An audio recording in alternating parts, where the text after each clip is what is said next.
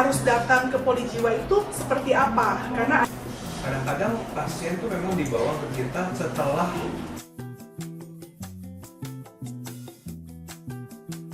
bahwa kalau bisa lebih dini, misalnya sudah ada dari 3 hal itu, Ya. bagi ke biologi, psikologi, dan sosialnya.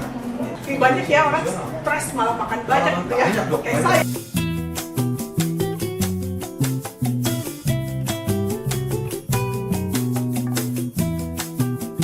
Halo Handai Tolan, RSUD Balaraja.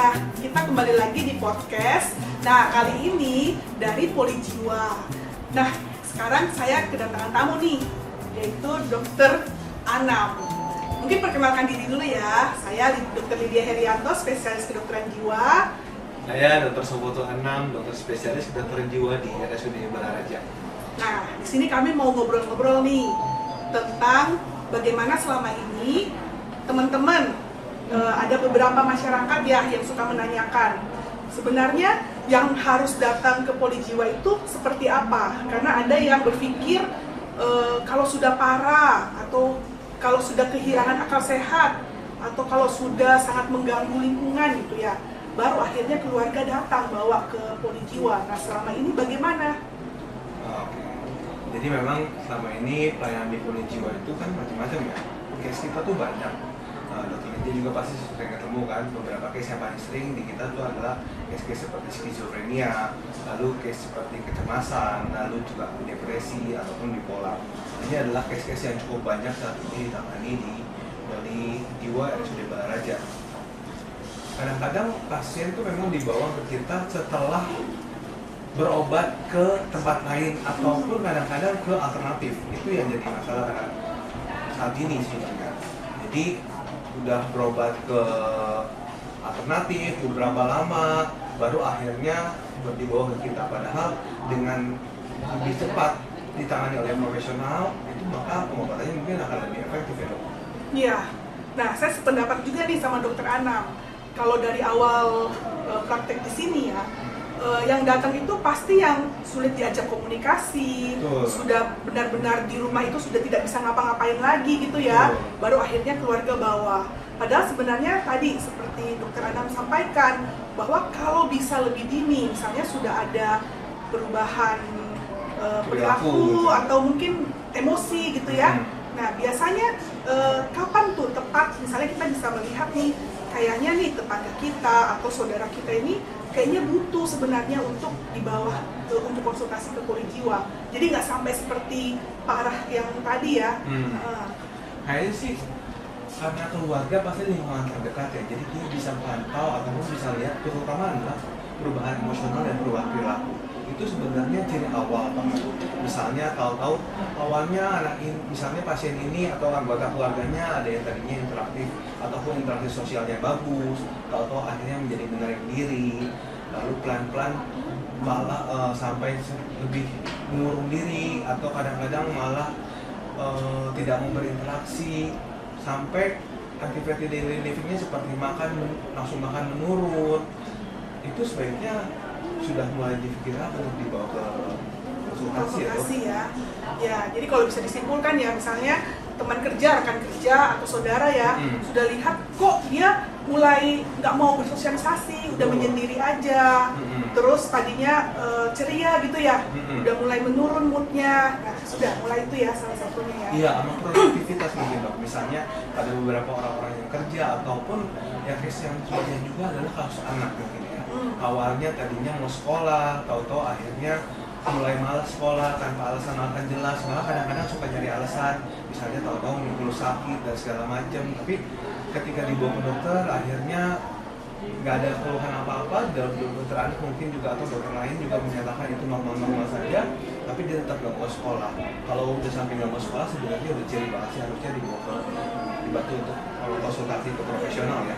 Ya, seringkali tuh ya anak-anak misalnya ada banyak alasan, sakit perut lah, Betul. nanti kok kalau mau ke sekolah itu bilang sakit kepala nih Ma, atau ketakutan, kalau misalnya mau disuruh dipaksain gitu nangis gitu ya. Betul. Nah, itu perlu juga tuh salah satunya. Case yang terbaru ini, Dok, malah ada pasien itu ketika keluar rumah belum sampai 10 menit aja tahu-tahu bentar-bentar ngeluh ingin ke toilet, bentar-bentar ngeluh ingin ke toilet karena ingin buang air kecil.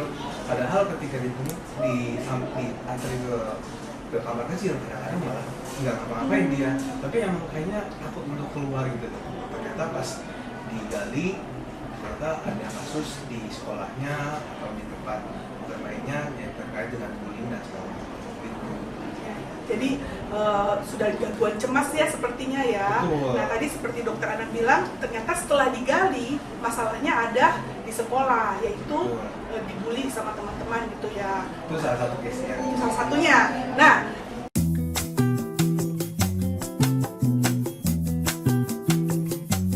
yang lain gitu, selain itu, kira-kira mereka datang itu masalahnya apa aja? Kalau di sekolah kan mungkin sama teman-teman, kalau dalam praktek dokter juga, dokter melihat stresor ya, atau pemicu, penyebab kenapa orang akhirnya mengalami gangguan kesehatan mental. Masalah terbesar yang belakangan nih, kita lihat apa aja.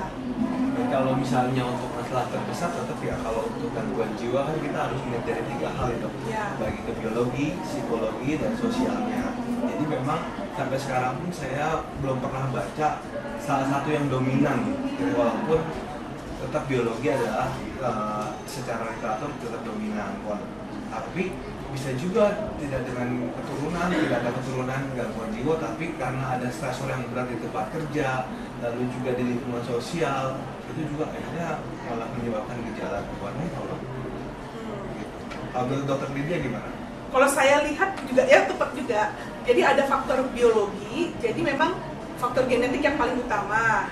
Jadi hormonal, terus perubahan mood itu sangat dipengaruhi juga hormon ya. Tapi memang ada stresor, pemicu gitu ya. Dalam kehidupan sehari-hari ada satu kejadian. Makanya biasanya misalkan 3 anak nih dibully, tapi satunya depresi, satunya langsung mengalami gangguan schizofren gitu, tapi satunya biasa-biasa saja, malah dia speak up gitu, melapor ke guru dan sebagainya. Nah, itu kenapa hal ini stresnya sama, penyebabnya sama, tapi kejadiannya berbeda? Ya karena tadi ada faktor biologi, psikologi, dan sosial masing-masing berbeda gitu ya. Nah, tapi kalau saya lihat memang kondisi saat ini tuh tidak semudah misalnya zaman dulu ya dok ya. Kan selain stresor yang ada dalam kehidupan sehari-hari, kita lihat juga di sosial media, atau mungkin stresor itu datang dari diri sendiri. Misalnya kayak apa ya, membandingkan diri sama orang lain, atau mungkin dia punya ekspektasi tapi sulit nih ketemu orang yang tepat untuk diajak diskusi nih masalahnya. Itu juga salah satu yang belakangan saya lihat gitu ya. Jadi mungkin salah satu faktornya juga mungkin fungsi keluarganya sendiri ya, support system di situ, dimana support system si pasien itu menciptakan suasana yang aman di rumah, mungkin salah satunya itu ya. Itu salah satu faktor sosial ya dok ya. Nah kalau dokter sendiri sarannya gimana buat pasien kita dan keluarga yang bisa nonton ini gitu? Yang pertama tetap pencegahan ya, juga pencegahan adalah lebih baik gitu. Ataupun ketika ada mulai gejala awal, pencegahan gimana? Pencegahan yang paling utama adalah memang menurut saya sih keluarga ya, keluarga yang bersifat aman, keluarga yang suportif, keluarga yang saling mendukung, saling mengerti, itu mungkin akan membuat perkembangan seseorang itu akan menjadi lebih baik gitu, untuk sebagai pencegahannya. Lalu untuk sebagai terapeutiknya mungkin ketika memang ada anggota keluarga atau teman terdekat ataupun kerabat terdekat terjadi gangguan perubahan perilaku dan emosional, yang paling sering biasanya awalnya mungkin produktif, tahu-tahu produktivitas jadi menurun, kadang-kadang emosionalnya nggak stabil, jadi sering marah-marah ataupun jadi mengurung diri, menarik diri, ataupun ada gangguan makan yang juga paling sering, misalnya nafsu makannya, gangguan makan tuh mungkin nggak harus nafsu makannya turun ya dok ya, kadang-kadang gangguan makan juga nafsu makannya jadi meningkat gitu loh, itu termasuk gangguan makan dan itu mungkin akan mempengaruhi. Banyak ya orang stres malah makan banyak gitu ya, banyak, dok, kayak banyak. saya itu dok. Karena kan beberapa literatur mengatakan bahwa ketika makan itu kan akan meningkat, akan mengaruhi zat transmutabiota sehingga menyebabkan orang itu kayak mendapatkan pressure sendiri. Jadi Mungkin itu pelariannya jadi salah satunya adalah gangguan makan, bisa jadi menurun ataupun kadang-kadang ngalamin gitu. Iya, iya. Kalau untuk dokter Lydia gimana? Ya, tadi setuju dengan dokter Anam. Sebenarnya perhatian kita kepada lingkungan sekitar kita ya itu penting juga untuk pencegahan gangguan mental. Termasuk tadi jangan segan untuk bertanya gitu ya, komunikasi, bangun komunikasi dengan anak, siapapun. Tadi kadang kan orang yang sedang mengalami depresi atau mental health issue itu kan kadang nggak sadar kalau memang dia itu berubah gitu ya. Nah, orang sekitar bisa nanya ya tadi ya, kamu saya lihat kok belakangan ini jadi sendiri, jadi murung, ada apa, boleh cerita nggak gitu ya. Jadi ternyata memang dukungan keluarga penting nih. Ya. Nah sekarang saya mau tanya nih dok, kira-kira menurut dokter, kenapa sih orang-orang kadang-kadang kan ketika datang ke poli jiwa gitu ya, itu kan stigmanya ada tersendiri ya. Maksudnya sebenarnya kadang-kadang rasanya masa sih ke poli jiwa, kira-kira bahkan pasien-pasien kita pun yang sudah dikonsulkan dari spesialis yang lain pun kadang-kadang dikonsulkannya hari ini baru ke poli jiwanya mungkin 3 bulan lagi, 4 bulan lagi ketika ditanya. Soalnya kadang-kadang apa benar dok ke poli jiwa, apa benar dok? Nah menurut dokter gimana dok? Nah itu stigmanya ya. Nah saya sering tanya ke pasiennya juga, apa yang bikin kamu akhirnya baru datang sekarang? Sebenarnya kamu ngalamin ini, gejala-gejala ini yang tadi ya, itu dari kapan? Sebenarnya sudah tahun lalu dok, atau sudah beberapa tahun yang lalu. Tapi dan dokter-dokter yang lain sudah pernah mengkonsulkan. Tapi saya mikir-mikir, kalau saya kesini, saya khawatir nanti orang di sekitar saya itu bilangnya saya ini kurang beriman, kurang bersyukur, atau saya lemah, atau saya jadi malu gitu ya. Padahal nggak ada hubungannya sekali ya dok ya? Iya. Dengan kurang beriman tuh, gangguan mental tuh ya? Nah jadi akhirnya sampai akhirnya sudah nggak kuat, sampai udah aduh ini nggak bisa nih kalau saya nggak tidur-tidur, atau saya tidak segera datang, udah nggak kuat baru akhirnya datang gitu. Nah seringkali gitu persepsi yang salah tentang kesehatan mental itu sendiri. Jadi makanya kita pengen mengajak juga teman-teman bahwa tidak ada salahnya ya, karena kesehatan mental itu sama dengan kesehatan fisik yang lain gitu. Jadi kalau misalnya orang mengalami depresi, siapapun bisa kena depresi. Betul.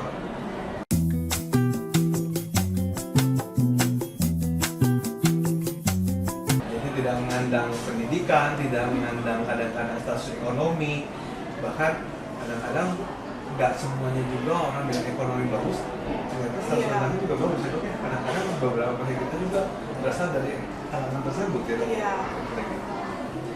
Terus dok, kira-kira terkait stigma tadi dok, kadang-kadang kan salah satu stigmanya kan masalah obat kan dok ya. Kadang-kadang udah poli jiwa, nanti obatnya harus banyak, harus lama. Menurut dokter gimana dok? Nah ya ini sering kesalahpahaman ya, apalagi kalau misalnya pasien ini memang butuh obat tersebut, gitu. Kalau nggak butuh kita juga nggak akan kasih sebenarnya dok. Betul. Gitu. Sebaiknya gitu ya, kalau kita misalnya lihat ada masalah apapun, kita berusaha setiap pasien yang datang ke poli itu kan kita tujuannya kita. Pada saat pasien itu datang untuk kita lihat sama-sama masalahnya ada di mana, gitu. Nah, kalau misalnya memang dia butuh obat dan obat ini membantu untuk mengurangi gejala dan bikin dia akhirnya berhasil mengatasi masalah tersebut, ya udah, berarti kan perlu. Contoh, kan kalau zaman dulu kan orang akhirnya datang itu kalau sudah parah. Tapi kalau sekarang, belakangan saya lihat kesadaran masyarakat sudah lebih baik dong. Dia akhirnya datang itu karena dia merasa sudah tidak berfungsi. Misalnya contoh, kalau tidak tidur nih berhari-hari, gimana kerja saya? Kalau misalnya saya nggak bisa fokus konsentrasi, mood saya jelek, terus saya selalu tidak bisa mengendalikan marah saya, ini bisa rusak nih hubungan dengan sekitar, terus bisa kerjaannya terbengkalai. Nah, jadi sebenarnya fokus kita terapi itu adalah fungsinya. Jiwa ke poli itu diapain gitu ya? Pasti mikirnya, oh ya nanti datang dirosepin, nanti obatnya itu bikin saya jadi ketergantungan dan sebagainya. Padahal sebenarnya yang dilakukan adalah kita mau bantu supaya dia bisa bangkit lagi, berfungsi lagi. Ya, kalau dokter apa sih yang dilakukan selama di poli jiwa gitu? Kalau misalnya nih kan pasti bertanya, kalau saya datang, saya diapain nih? Ya memang saat ini yang banyak kita temukan adalah datang ke kita tuh seperti tahap akhir itu. Dia udah kemana-mana, dia udah ngapa-ngapain segala macam, akhirnya baru masuk polisi. Dan percayalah ketika itu terjadi, paling banyak kasusnya adalah tetap perlu pengobatan dengan obat, kira-kira gitu. Tetap pengobatan itu pertama kali memang kita berikan untuk menstabilkan kondisinya dulu kan, kondisi emosionalnya ataupun mengurangi gejalanya pada pasien-pasien dengan skizofrenia. Lalu setelah itu mungkin kita akan melakukan psikoterapi, dok, psikoedukasi, lalu juga memberikan ventilasi pada pasien-pasien kayak gitu. Itu kan bagian dari terapi kan. Selanjutnya mungkin kita akan berikan juga pengertian kepada keluarga untuk mendukung proses pengobatan ini. Dan kita juga pasti akan bilang mungkin ini tidak sebentar, karena kan bisa jadi bisa butuh waktu berbulan-bulan kadang-kadang. Tapi ini adalah menurut saya obat ini memang kebutuhan ya, bukan ketergantungan ya, karena kita memberikan obat itu pasti dari dosis yang kecil dulu sampai ketemu dengan dosis maintenance-nya, baru kita akan lanjutkan dengan dosis tersebut kan, tidak akan langsung naikkan. Dan ketika ketemu dosis maintenance-nya itu kita akan lanjutkan obat itu sampai dengan gejalanya berkurang dan fungsinya kembali lagi ya dok ya. Yang hanya beberapa bulan butuh obatnya sudah membaik, tapi ada memang jangka panjang karena faktornya berbeda gitu. Nah, seringkali tuh yang membuat jadi ekspektasinya berbeda. Baik dok, terkait stigma dok, salah satu stigma yang biasanya ada di masyarakat itu ketika poli jiwa itu adalah masalah pengobatan. Menurut dokter gimana nih? Kan biasanya stigmanya adalah kalau misalnya udah ke dokter atau ke poli jiwa tuh biasanya pengobatannya lama, harus bertahun-tahun, harus berbulan-bulan. Nah, menurut dokter Lydia gimana coba? Nah, ini yang perlu diluruskan ya, dok. Jadi kalau ke poli jiwa, yang pertama yang kita lakukan adalah kita membantu supaya si klien ini, pasien ini melihat dulu masalahnya dari mana. Keluarga juga ingin tahu. Jadi kita sama-sama itu berusaha mencari tahu kenapa pasien kita ini yang tadinya sangat bagus gitu ya, atau memang produktif seperti tadi, kok tiba-tiba menurun atau mengalami gangguan. Nah, salah satu terapinya itu adalah obat. Tapi di samping obat, kita juga yang paling penting adalah tadi psikoterapi, konsultasi, menggali sebenarnya apa yang perlu diselesaikan di dalam keluarga ini sama pasiennya yang perlu diubah juga sehingga dia bisa mengatasi masalahnya.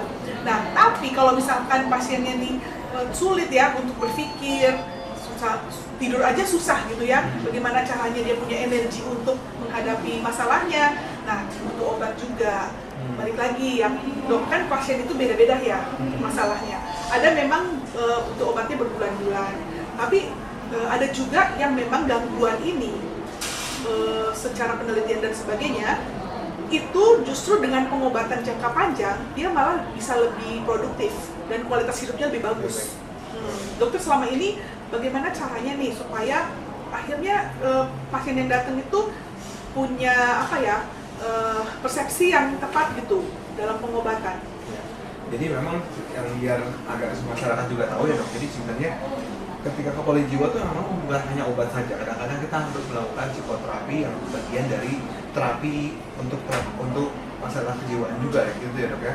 Gitu. Dan selanjutnya adalah mungkin pengertian ya, untuk memberikan edukasi baik itu ke pasien ataupun ke keluarga dalam proses pengobatan ini ya, karena gak mungkin juga kadang-kadang kalau misalnya psikososial atau lingkungan keluarganya nggak mendukung untuk pengobatan ini, kadang-kadang jadi sulit dan menjadi hambatan ya, sehingga kita harus edukasi juga bukan hanya ke pasien tapi juga keluarganya bahwa proses pengobatannya akan seperti ini, sehingga target pengobatannya yaitu yang pertama adalah gejalanya berkurang lalu fungsi perannya kembali, kira-kira gitu deh ya.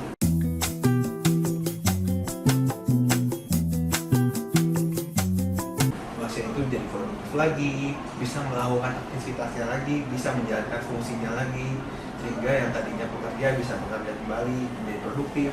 Misalnya tadinya mahasiswa atau pelajar bisa menjadi kuliah lagi, bisa menyelesaikan kuliahnya sampai dengan selesai, kira-kira seperti itu ya dok ya?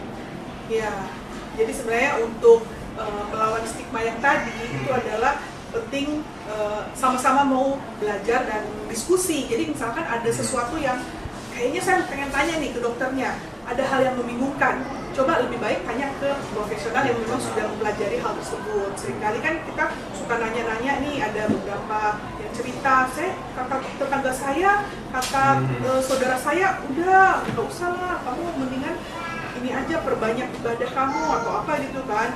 Nah, balik lagi, memang penting sebenarnya kan tadi ya, sosial ibadah itu penting juga, tapi ada masalah yang memang sumbernya adalah tadi perubahan neurokimia di otak yang membuat seseorang itu tidak mampu untuk berpikir lebih jernih, mengelola emosinya. Nah, itu yang dibantu dengan pengobatan gitu ya.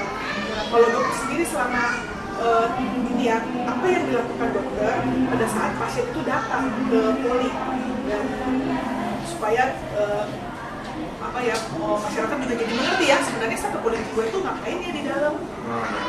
Kalau saya biasanya pertama pasti akan melihat gejala ya. Kita akan melakukan anamnesis, kita melakukan dirinya, lalu melakukan anamnesis, menanyakan gejala apa yang sampai membuat dia ke poli kita, ke poli jiwa terutama, itu apa yang menyebabkan dia sampai datang ke kita. Dan itu biasanya kalau misalnya ada keluarganya, saya akan juga nanya ke keluarganya apa yang disampaikan ke pasien ini, apakah benar, dikonfirmasi oleh keluarganya seperti apa. Selanjutnya mungkin kita akan tentukan selanjutnya apakah ada pemeriksaan ataupun ada pengobatan yang perlu diberikan. Pengobatannya apa? Apakah perlu obat secara psikofarmaka atau psikofarmaka? Jadi mungkin seperti itu ya kalau dari psikiatri ya.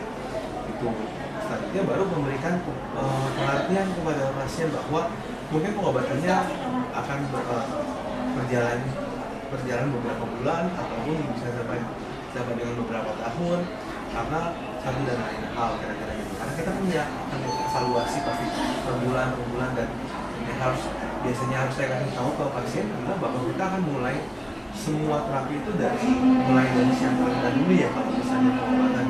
Jadi baru nanti kita akan menyesuaikan sampai dengan dosis terapeutiknya di berapa kira-kira gitu. Baru itu maintenance. Biasanya seperti itu ya dok.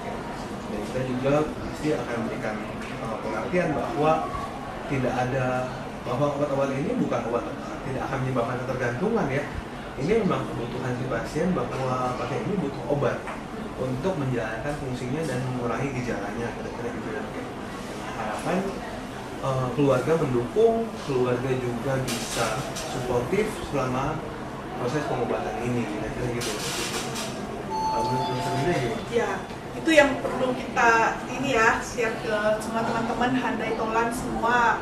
Juga bisa misalkan ada keluarga yang menanyakan atau tetangga gitu ya, bahwa pada saat mengalami gangguan perilaku, emosi tidak stabil atau sulit untuk diajak berkomunikasi ya, cara berpikirnya sudah lebih banyak negatifnya. Nah, jangan salah, jangan berpikir bahwa ini kelemahan atau apapun, tapi datang ke poli jiwa. Nah, mungkin dokter ada pesan-pesan untuk teman-teman sekalian sebagai terakhir supaya ini ya lebih semangat lagi gitu, atau untuk poli jiwa kita ini. Baik, mungkin pertama adalah bahwa ketika kalian atau ada kerabat terdekat ataupun dari anggota keluarganya yang harus berobat ataupun dirujuk ke poli jiwa, maka dukung kegiatan itu, dukung pasien tersebut untuk datang ke poli jiwa karena mungkin memang membutuhkan bantuan profesional. Itu akan lebih baik daripada mencari tahu sendiri, apalagi sampai self diagnosis, karena itu adalah sebuah pencapaian ketika berani mau mengantarkan kerabatnya ataupun keluarganya ataupun apapun orang terdekatnya untuk datang konsultasi ke profesional untuk mendapatkan pertolongan karena dia memang membutuhkan pertolongan tersebut. Mungkin seperti itu ya dok. Oke, terima kasih dokter Anam. Jadi mencari bantuan tidak masalah gitu ya. Justru tanggung jawab kita adalah menjaga kesehatan mental di sekitar kita. Sampai ketemu lagi Handai Tolan di podcast selanjutnya. Terima kasih. Terima kasih. Assalamualaikum warahmatullahi wabarakatuh.